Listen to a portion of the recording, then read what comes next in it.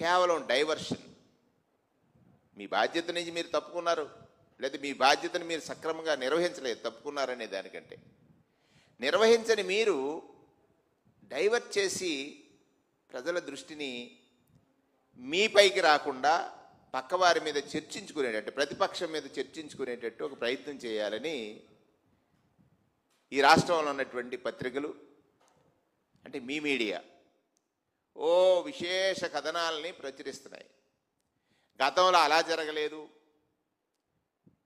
గతంలో ఇలా జరగలేదు అనేటువంటి కథలు రాస్తున్నారు. నేను మీ ద్వారా పత్రికల వారిని కానీ ప్రజల్ని కానీ ఆలోచించమంటున్నాను. చంద్రబాబు నాయుడు గారి నైజం ఏమిటి? ఆయన గతంలో ఏం చెప్పారు? వ్యవసాయం పట్ల ఆయనకున్న అభిప్రాయం ఏమిటి? ఆయన అభిప్రాయాన్ని ఆయన మనసులో మాటలో ఎలా వ్యక్తీకరించారు? వ్యవసాయం దండగన్నాడు, వ్యవసాయం దండగన్నారు. ఈ రాష్ట్రంలో ప్రత్యేకంగా విభజించి పడిన తర్వాత ఆంధ్రప్రదేశ్ రాష్ట్రానికి ప్రధాన పరిశ్రమే వ్యవసాయం. ప్రధాన పరిశ్రమే వ్యవసాయం. ఆ భూమిని నమ్ముకున్న రైతు కూలి తన పొట్ట నింపుకోవడమే కాకుండా రాష్ట్రంలో ఆకలిలో ఉన్న అందరి పొట్టలు నింపడానికి ఆలోచన చేసినటువంటి వాడు రైతు. నష్టం వచ్చినా కష్టం వచ్చినా ఒక అనుబంధంతో వ్యవసాయం చేస్తాడు. అటువంటి రైతు గురించి మీరు అన్న మాట మీరు మర్చిపోయి ఉండొచ్చు, రైతులు మర్చిపోలేరు. కానీ మీరేమన్నా మారుతారేమో అని నేను ఆలోచించాను, మారలేదు అని ఇవాళ మళ్ళీ నాకు అర్థమవుతుంది. చంద్రబాబు నాయుడు గారు ఆ రోజు దండగా అన్నాడు, మరి వ్యవసాయం పట్ల ఏమైనా ఆయన అభిప్రాయం మారిందా అంటే మారలేదనేదే అర్థమవుతుంది.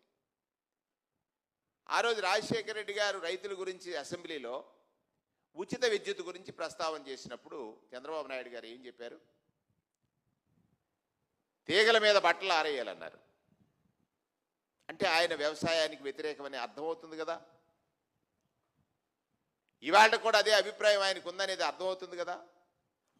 తీగల మీద బట్టలు ఆరేయాలని చెప్పినటువంటి వ్యవసాయ వ్యతిరేక ఆలోచన కలిగినటువంటి, రైతు పట్ల వ్యతిరేకత కలిగినటువంటి నాయకుడిగా చంద్రబాబు నాయుడు గారు ఉన్నారా లేదా? రెండో అంశం, ఈ రాష్ట్రంలో బీడుబారిన భూముల్ని సాగు చేయాలని జలయజ్ఞాన్ని రాజశేఖర రెడ్డి గారు ప్రారంభిస్తే ఆ రోజు ఏం ప్రచారం చేశారండి? ధనయజ్ఞం అని ప్రచారం చేశారు. అంటే ఆకాశం నుంచి జాలువారు ప్రతి నీటి బిందువుని పుడమి తల్లి పులకరింత కోసం ఎంత గొప్ప కార్యక్రమాన్ని రాజశేఖర రెడ్డి గారు తెస్తే దాని మీద ఏమి విమర్శ చేశారు మీరు, మీ పత్రికలు? ధనయజ్ఞాన్ని ధనయజ్ఞం అనేటువంటి ప్రచారం చేశారు.